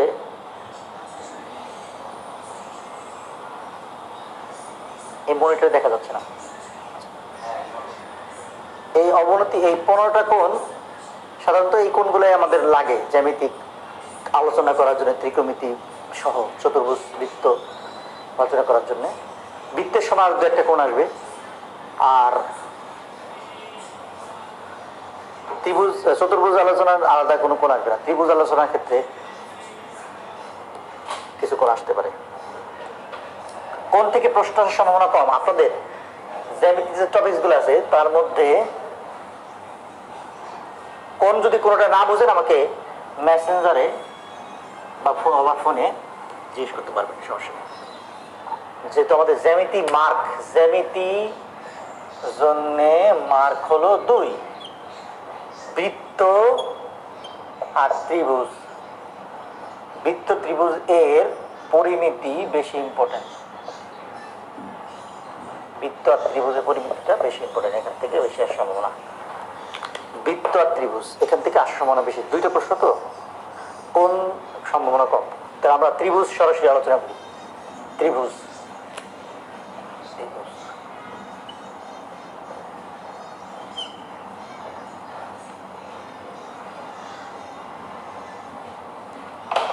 ত্রিভুজে আমরা কি আলোচনা করব? 1 উপপাদ্য, 2 ত্রিভুজের কেন্দ্র, 3 পরিমিতি। কেন্দ্র ও সর্বসমতা আর হলো পরিমিতি।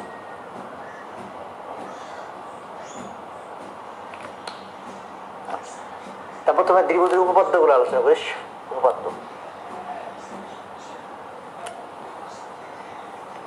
আমরা 10টা উপপাদ্য লিখে দেবো, এই 10টা উপপাদ্য আপনারা মুখস্থ করবেন।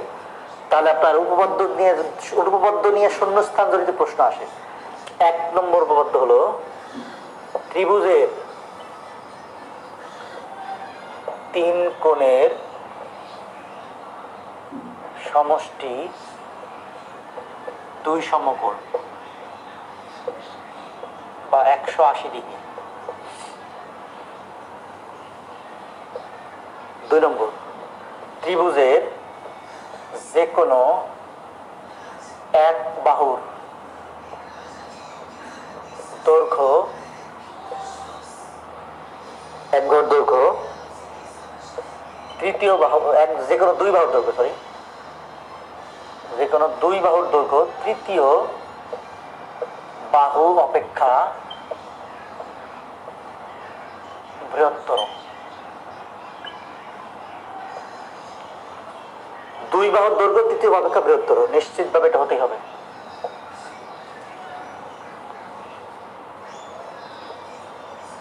ত্রিভুজের যে কোনো দুই বাহুর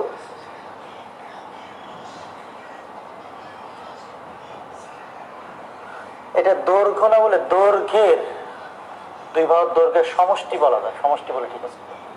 দুই বাহুর দৈর্ঘ্যের সমষ্টি তৃতীয় বাহু অপেক্ষা বৃহত্তর। আর দুই বাহুর দৈর্ঘ্যের অন্তর, অন্তর অন্তর মানে পার্থক্য আর কি, তৃতীয় বাহু অপেক্ষা অপেক্ষা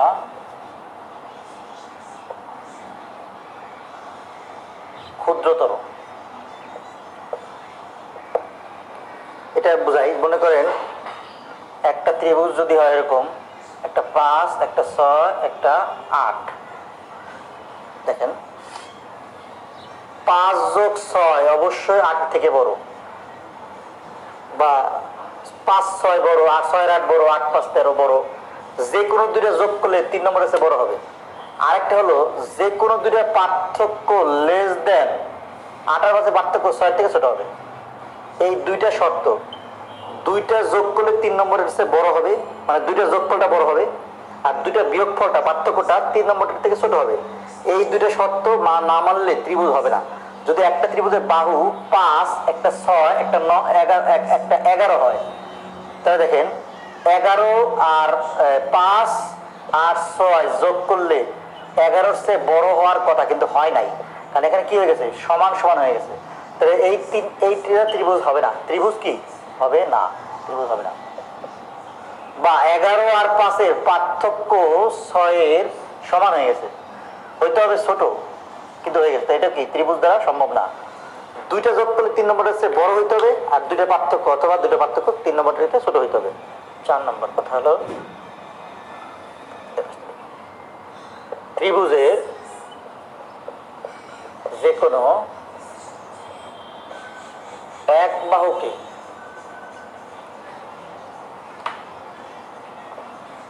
বর্ধিত করলে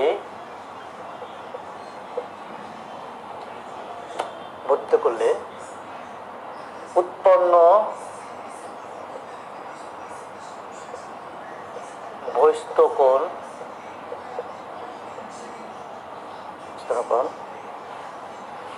বিপরীত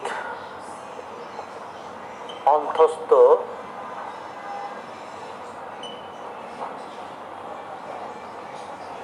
কোণদ্বয়ের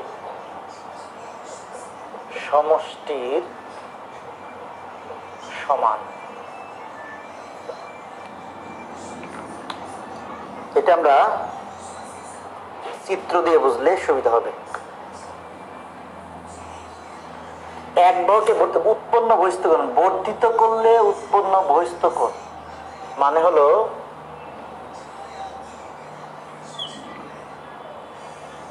এ বি সি, এটা ডি। এই যে বহিস্থ কোণটা, এই কোণটা বিপরীত এইটা এবং এইটা, এই কোণটা এই দুইটা কোণের সমষ্টি সমান। অর্থাৎ এই কোণটা, এই কোণ এ সি ডি সমান সমান এই কোণ এ আর কোণ বি, কোণ এ যোগ কোণ বি এর সমান। বর্ধিত কোণটা দুইটা অন্তস্থ কোণের সমষ্টির সমান হবে। ঠিক আছে। 5 নম্বরটা হলো ত্রিভুজের যে কোনো দুই বাহুকে বর্ধিত করলে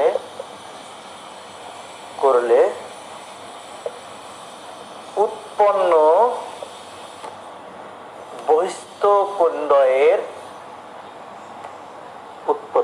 ত্রিভুজ যে কোনো দুই বাহুকে উৎপন্ন বহিস্থ কোণদ্বয়ের সমষ্টি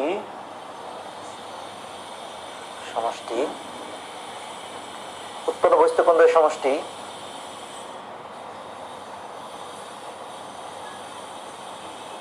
দুই সমকোণ অপেক্ষা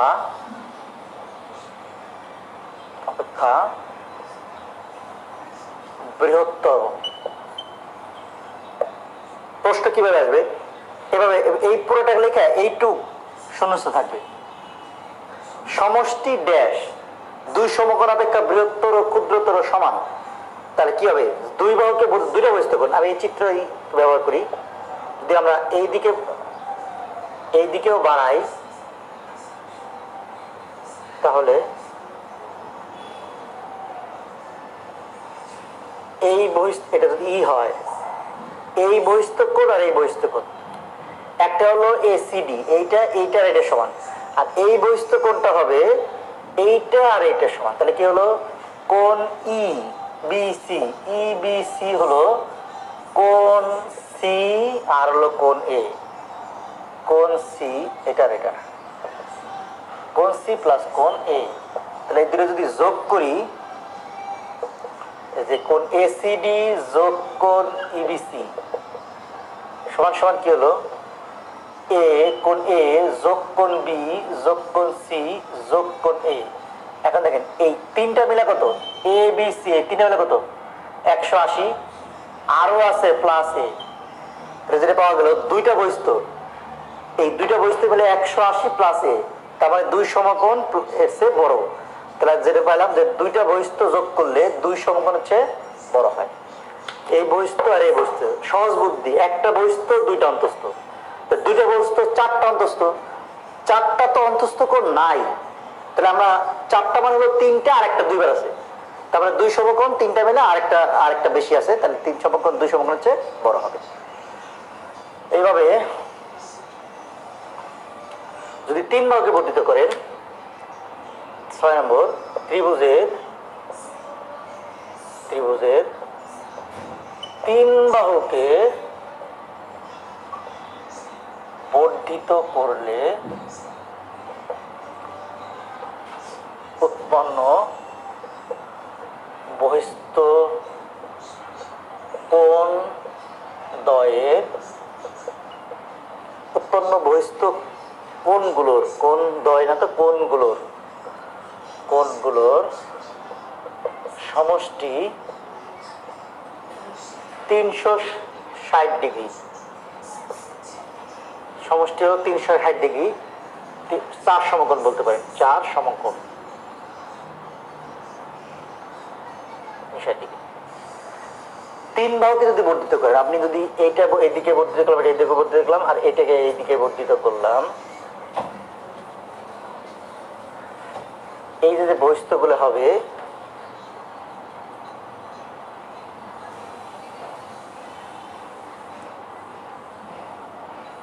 এইটা যদি এফ হয় তাহলে এফ এ বি হবে এটা বি আর সি, কোণ বি আর কোণ সি।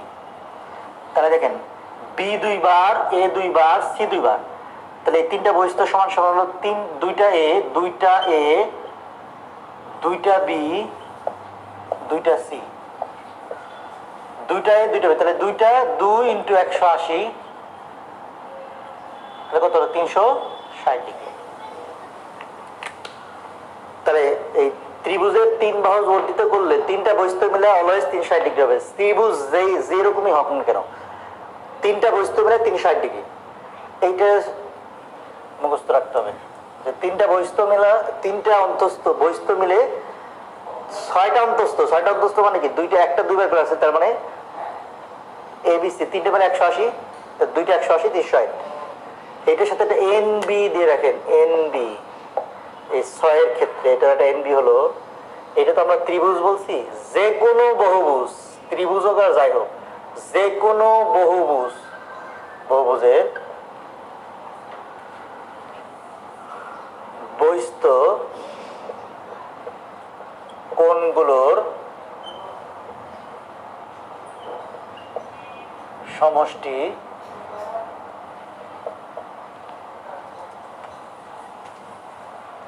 যে কোনো বহুভুজের বহিস্থ কোণগুলোর সমষ্টি 360 ডিগ্রি। এটা খুব ইম্পর্টেন্ট কথা। ত্রিভুজ হোক, চতুর্ভুজ হোক, পঞ্চভুজ হোক আর ষড়ভুজ হোক, বহিস্থ কোণগুলো মিলে 360 এর বেশি হবে না, 360 হবে। ঠিক আছে, এটা আলাদা আলোচনা করবো বহুভুজ।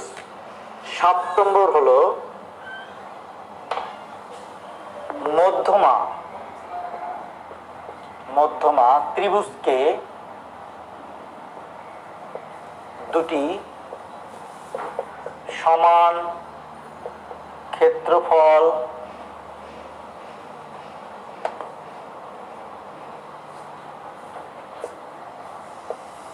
বিশিষ্ট ত্রিভুজ ক্ষেত্রে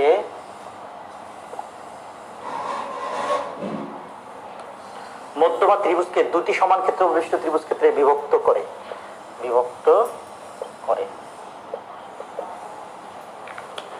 আমি এটা বুঝি চিত্র দিয়ে।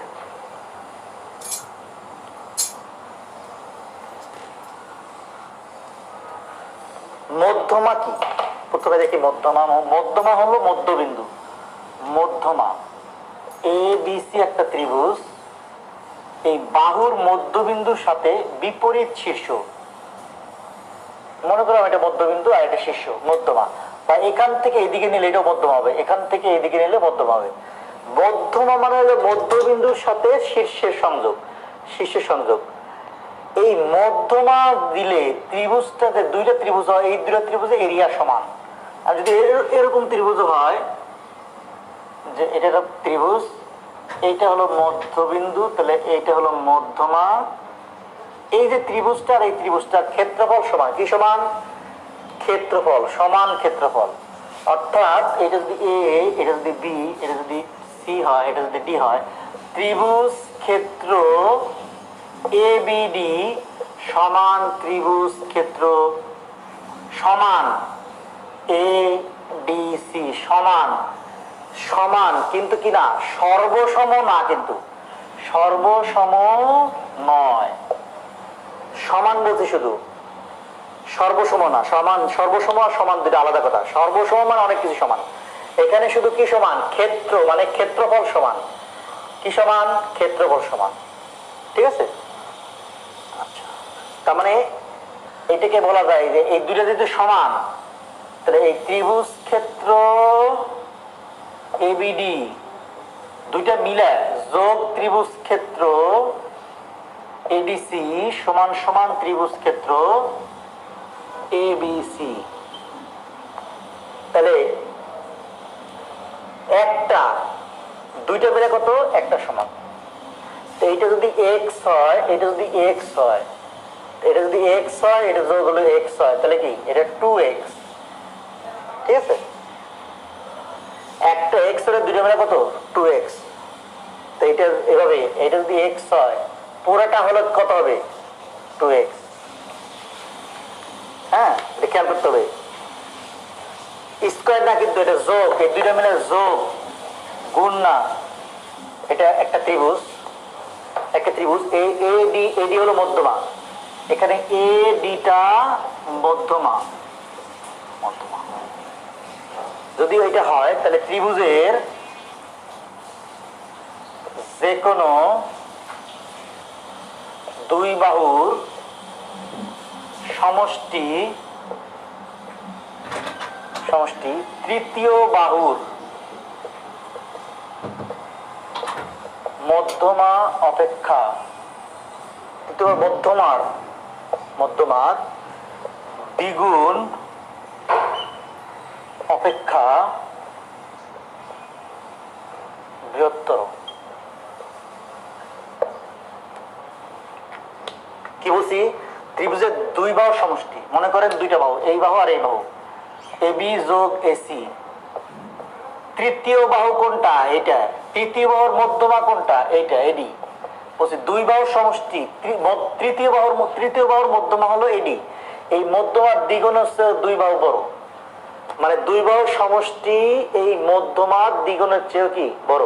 ধরেন এটা যদি 5 হয়, সাধারণত এটা 4 হবে, এটা 5, তাহলে কি 5 আর 5 10, গ্রেটার দেন কি 2 গুণ 4, স্বাভাবিক 4 থেকে 10, গ্রেটার দেন 8, 18 সত্য, এরকম বিষয়। যে দুই বাহুর সমষ্টি মধ্যমার দ্বিগুণের চেয়েও কি বড়, মানে দুই বাহু বড় মধ্যমার দ্বিগুণের চেয়েও। আচ্ছা, 9 ত্রিভুজের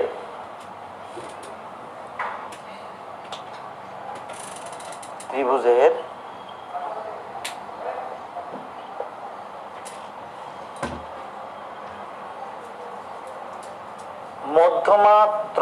মধ্যমাত্রয়ের সমষ্টি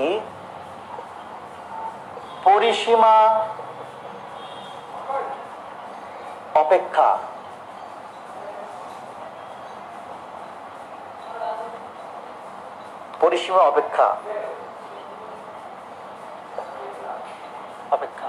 এটা প্রশ্ন এভাবে থাকবে ড্যাশ। আমরা এটা বের করব, ত্রিভুজের মধ্যমাত্রের সমষ্টি পরিসীমা অপেক্ষা ড্যাশ পরিসীমা। তাহলে আমরা এখান থেকে এই থিওরিটা থেকে এই থিওরিটা পাওয়া যায়। দেখেন আমরা এই বিসি বাহুর মধ্যমা নিয়ে প্রমাণ করছি এটা। এখন আমরা যদি বিসি বাহু না নিয়ে আমরা যদি এটা নেই যে এসি বাহুর মধ্যমা নিব, এই বাহুর মধ্যমা কি ই, তাহলে বলা যায় যে এই তখন এই বাহু আর এই বাহু AB plus BC greater than 2BE, মানে এই দুই বাহুর সমষ্টি এই মধ্যমার দ্বিগুণের চেয়ে বড়। আবার এই মধ্যমা না নিয়ে আমরা যদি এই মধ্যমা নেই, এই মধ্যমা, তাহলে লেখা যায় AC plus BC greater than হলো, এটা যদি এফ দেই 2CF। এখন দেখেন কি হলো, এই তিনটে যদি যোগ করি, এবি কয়বার, একবার দুইবার, এসি কয়বার, একবার দুইবার, বিসি কয়বার, একবার দুইবার, তাহলে দুইটা AB plus BC plus CA greater than কি দুইটা AD plus BE plus CF. এখন দেখেন দুই যদি কাটে দেয়, দুই কাছে কাটা, এইটা হলো কি মধ্যমা এডি। এটা যদি আমরা চিত্র কমপ্লিট করে দেই যে এটা একটা মধ্যমা, এটা একটা মধ্যমা, তিনটা মধ্যমা, এটা একটা মধ্যমা, এটা একটা তিনটা মধ্যমার সমষ্টি আর হলো বাহুর সমষ্টি। এই বাহুর সমষ্টি, বাহু মানে যে এ বি বিসি সি এ, বাহুর সমষ্টি মানে হলো এটা হলো সীমানা। এটা কি এই বাহুর সমষ্টিকে কি বলে? বাহুর সমষ্টিকে বলে পরিসীমা। কি জিনিস? পরিসীমা। তাহলে এইটা হলো পরিসীমা। এটা কি পরিসীমা? পরিসীমা।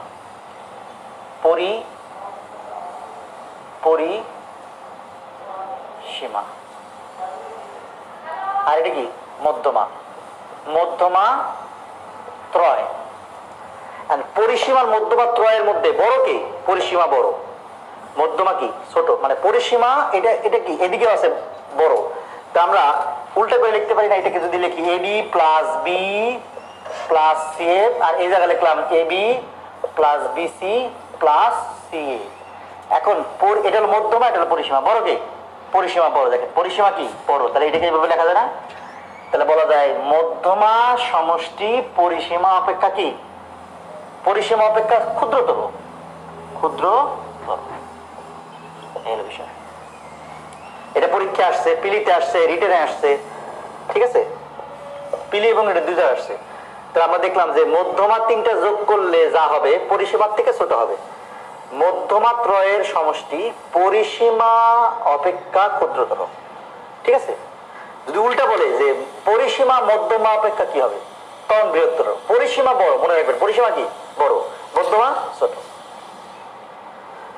10 নম্বর ভেরি ভেরি ইম্পর্টেন্ট। 10 নম্বর হলো, এটা পরীক্ষায় থিওরি আকারে আসতে পারে, এর থেকে আপনার প্রশ্ন মানে পরিমিতি আসতে পারে। কিভাবে দেখেন, ত্রিভুজের দুই বাহুর মধ্যবিন্দুর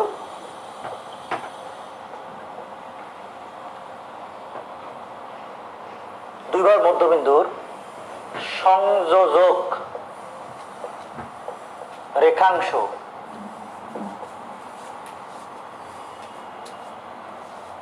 ত্রিভুজের দুই বাহুর মধ্যবিন্দু সংযোজক রেখাংশ কি? এক, দুইটা তথ্য এখানে। এক, তৃতীয় বাহুর হলো তৃতীয় বাহুর সমান্তরাল, এটা একটা কথা।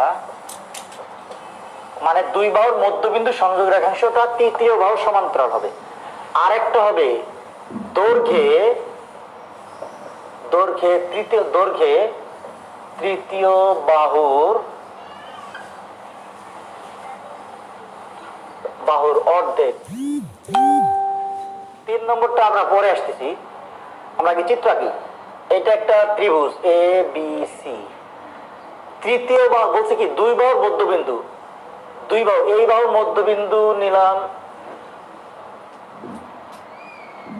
এখানে, মধ্যবিন্দু এ, এটা ডি ডি ডি, আর এখানে মধ্যবিন্দু নিলাম ই। এই যে মধ্যবিন্দুর সংযোগ, এই যে এটা মধ্যবিন্দুর সংযোজক রেখাংশ, দুই বাহুর মধ্যবিন্দুর সংযোজক রেখাংশ। কি বলছি, এই যে দুই বাহুর মধ্যবিন্দুর সংযোগ রেখাংশ তৃতীয় বাহুর সমান্তরাল, মানে ডিটা 1 নম্বর ডিটা, এই ডিটা তৃতীয় বাহু কোনটা, এই বাহুর মধ্যবিন্দু নিচে, এই বাহুর মধ্যবিন্দু, তৃতীয় বাহু তাহলে বিসি ডিটা বিসির কি বলছি সমান্তরাল, এটা হলো সমান্তরাল চিহ্ন। এই ডিটা বিসির সমান্তরাল। 2 নম্বরটা বলছি দৈর্ঘ্যে, মানে ডিটা দৈর্ঘ্যে বিসি যেটা, এটার অর্ধেক, হাফ বিসি। জিনিসটা বোঝেন, এই বাহুটা কি সমান্তরাল, এই যে সমান্তরাল।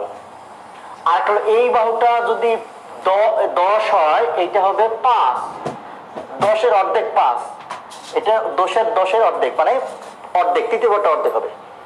আচ্ছা, শূন্যস্থায়ী ভাবে আসবে দুই বাহুর মধ্যবিন্দু সংযোগের সময় ড্যাশ, এটা দিয়ে আসতে পারে, এটাও দিয়ে আসতে পারে।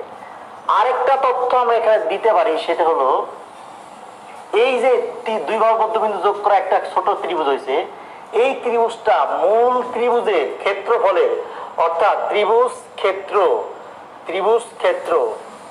এ ডি ই, মানে ক্ষেত্র বলতে আমরা এখানে ক্ষেত্রফল বুঝবো, এডিটা ক্ষেত্রফল সমান সমান এই এবিসি যেটা ত্রিভুজ ক্ষেত্র এবিসি 4/1 এইটা এই চতুর্ভুজের ক্ষেত্রফলে 4/1 এই ত্রিভুজটার ক্ষেত্রফলটা মূল ত্রিভুজের ক্ষেত্রফলের 4/1 হবে। বলেন যে মনে হচ্ছে তো 4/1 হবে না, আসলে এই মধ্যবিন্দু যদি নেই আর এখানে যোগ করি, দেখেন কয়টা হয়, 1টা 2টা 3টা 4টা হয়। সহজ চিত্র দিয়ে বোঝাই দিলাম। তাহলে কি উত্তর হবে 4/1। অপশনে থাকবে এরকম যে হাফ হবে, 1/3 হবে, 1/4 হবে, 1/5 হবে। উত্তর হবে 1/4। অথবা এভাবে আসতে পারে যে এইটার মান আছে 20, এটা কত, 4/5 হবে, বা এটা 5, এটা কত।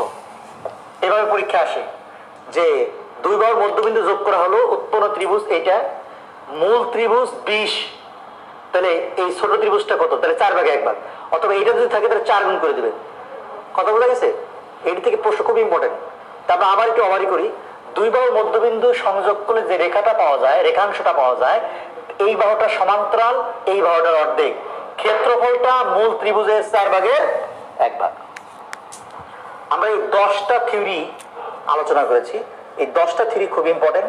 এই থিওরি থেকে আমরা থিওরির মধ্যে থেকে প্রশ্ন থাকে, থিওরি আবার কি থাকে, থিওরি আপনার এমসিকিউ আকারে থাকে, শূন্যস্থান আকারে।